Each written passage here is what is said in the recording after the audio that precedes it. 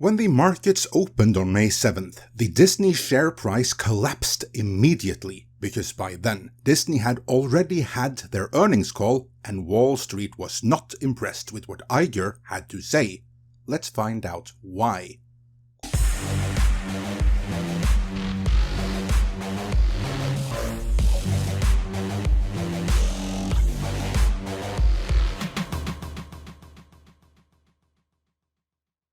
This video is sponsored by Factor. The most humiliating earnings call in Disney history happened 1 year ago, when regular retail investors, normal people like you and me and Mexican Iron Man, who happens to own Disney shares, were allowed to call in and ask Bob Iger questions.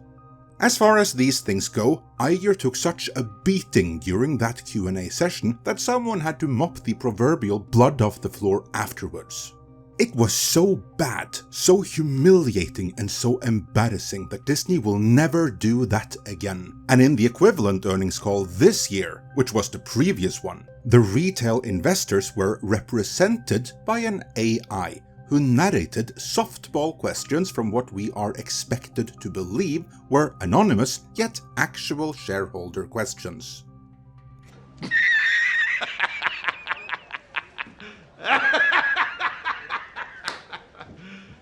You serious? Iger and his acolytes at Disney may be able to pull that off on the insignificant little people, but not with the major institutional investors. You know, our self-appointed betters, like your BlackRocks and State Street and Vanguard and JP Morgan and those guys. The very same ones who sided with Iger and helped him fend off Nelson Peltz.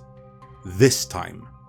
Even though they backed him now, they appear to not be too pleased with how things have turned out since, because they had questions for Iger, questions about Marvel among other things, questions which, as we shall see, he didn't have any good answers for. But first, let me tell you about Factor. Factor makes meeting your nutrition goals easier than ever by delivering fresh, never-frozen, dietitian-approved meals crafted by their team of gourmet chefs right to your doorstep. You can choose from a weekly menu of 35 options, including Calorie Smart, Keto, Protein Plus, or Vegan and Veggie, among many others. Also, discover more than 60 add-ons every week, like breakfast, on-the-go lunch, snacks, and beverages to help you stay fueled and feel good all day long.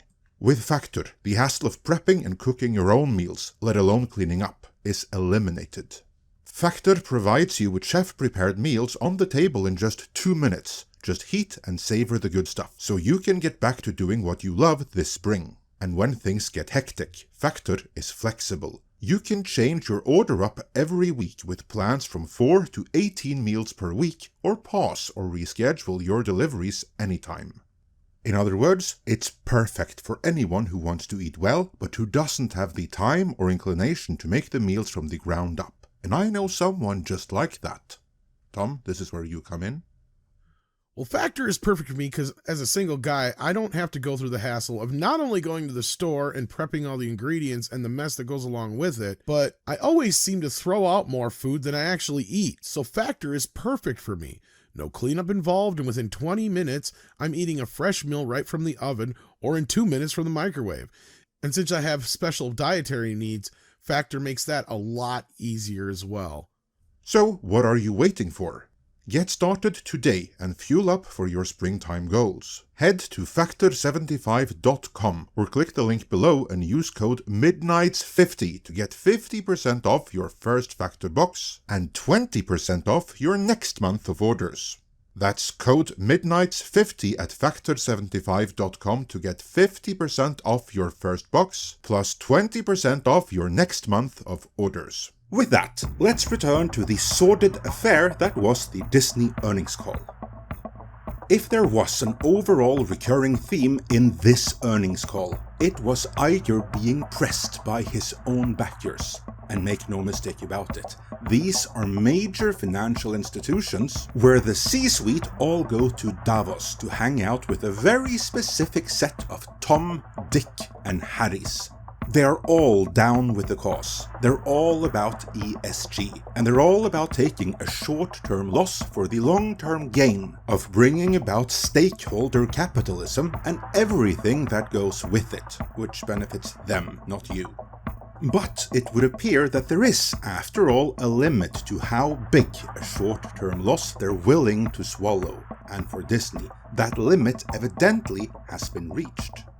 I refer to my good friend Valiant Renegade for the full breakdown of financials, but here is the gist of it.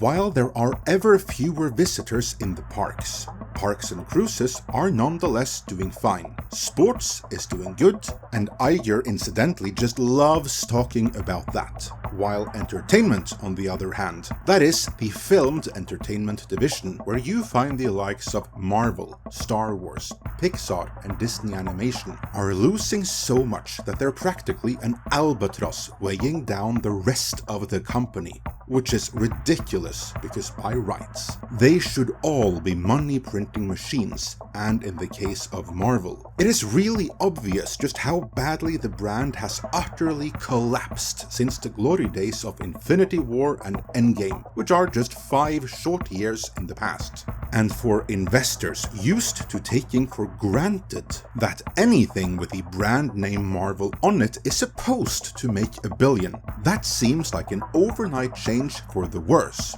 and that will not stand. So here's what I think may be a first, namely a major institutional shareholder asking Iger directly what is up with Marvel. Or more accurately, he opens with a softball question about sports, which, as established, is doing good for Disney, followed up with what, context considered, is an implication-laden question about Marvel. Let's play the full question and answer in full, because I want you to take in just how long Iger spends on the sports issue, to the point of filibustering while he is contemplating what to say about Marvel and how to say. Thank you. And our next question comes from Ben Swinburne with Morgan Stanley. Please go ahead. Thanks. Good morning. 2 questions. Bob, on ESPN, there's obviously a lot of focus on the NBA. You've got a lot going on in terms of new product launches, rights packages coming up. You sound as bullish as ever on sort of pivoting this business. Can you just talk about the next kind of 12, 18 months and what you think ESPN looks like, a couple years from now? And specifically, if you think you can grow this business from an OI point of view while navigating what is clearly a still inflationary sports rights environment. And then I would love to just get your perspective on sort of the health of the IP at your studios. I know we've talked about this a lot since you've come back into the CEO role, but you have specifically a lot of Marvel content coming both on TV and film over the next couple of years. That's an area investors are particularly, focused on. How are you feeling about the sort of pipeline on the Marvel side specifically, and whether you think this IP is being reinvigorated to the extent you'd like it to be? Thanks a lot. Thanks, Ben. First on ESPN, I think you have to start in terms of projecting the next 12 to 18 months and also considering where it might go from an OI perspective as it transitions more to a digital business. You have to look at today and the ratings success of ESPN's phenomenal menu of sports product, or the rating success of live sports in general across the business. I mean, what you saw with obviously the women's NCAA basketball championships, but across the board, I mentioned in my comments what the April numbers look like, highest April on record, as a for instance, in prime time at ESPN. So I see sports continuing basically to shine in a world where there's just considerably more choice. And live matters. The other thing that's really important is the engagement that live generates. And I mentioned in my comments, which we haven't really talked about much, and like I said, a lot of attention has been on the JV that we announced, as well as on Flagship, which is taking ESPN Direct at the end of 25. But at the end of this year, we're going to put an ESPN tile on Disney+, which will have a modest amount of programming. But it's a start in terms of essentially conditioning the audience, or subscribers, to Disney Plus and Hulu, the fact that sports is going to be there. And it also will help us in terms of overall engagement with our bundle. As I look ahead, I think ESPN is going to make a pivot toward digital, but without abandoning linear. So it will remain on linear if people want to get ESPN and its different channels through a cable or a satellite subscription, that's fine. Or if they want to pivot smoothly, because there'll be many different access points to get the digital product to ESPN Digital, they can do so as part of a bundle with other sports services. They can do so directly from ESPN with the ESPN app, or they can do it as part of a bundle with our own services. So I feel very bullish about it. You also have to look at the menu of sports rights that ESPN has bought, and Hugh did a good job describing this on the air this morning in one of his interviews. First of all, we've locked up long-term deals with significant sports organizations. That includes the college football championships, all the NCAA championships, and the NFL. We're confident or optimistic we're going to end up with an NBA deal that will be long-term in our best interest and the best interest of our subscribers. And then you look at all the studio product. There's really nothing like ESPN in the sports world, and their hand is solid for the next decade. So I feel I'm very bullish. Smooth transition to digital, multiple touch points for the consumer, quality programming, and sports in general live being very, very attractive in terms of its programming. IP at the studio, I've talked a lot about this, as you know. I feel great about the slate coming up, including 3 of the big movies that we have with Planet of the Apes this weekend, followed by Inside Out 2, which is a great film, and then Deadpool, you mentioned Marvel, Ben, coming in July. And then the end of the year, we've got, we have Alien the end of the summer, and then we've got Moana 2 and Mufasa at the end of the year. I've been working hard with the studio to reduce output and focus more on quality. That's particularly true with Marvel. I know you mentioned television shows. Some of what is coming up is a vestige of basically a desire in the past to increase volume. We're slowly going to decrease volume and go to probably about 2 TV series a year instead of what had become 4, and reduce our film output from maybe 4 a year to 2 to at the maximum 3. And we're working hard on what that path is. We've got a couple of good films in 25, and then we're heading to more Avengers, which we're extremely excited about. So overall, I feel great about the slate. It's something, as you know, that I've committed to spending more and more time on. The team is, I think, one that I have tremendous confidence in, and the IP that we're mining, including all the sequels that we're doing, is second to none. So I feel really good about what's coming up. Note that Iger was asked about Marvel, yet he brought in all of their other movies as well, as if they're going to be these big hits. And he listed pretty much every single one of their upcoming releases. With one notable omission: there was no reference to Snow White. What does that mean? Did he forget about it? Or is the work needed to fix it so extensive that the movie needs to be pushed back yet another year? Because they pushed it back 1 year already. Or could it be that they're pulling a David Zaslav and scrapping the whole thing, which they by rights should do?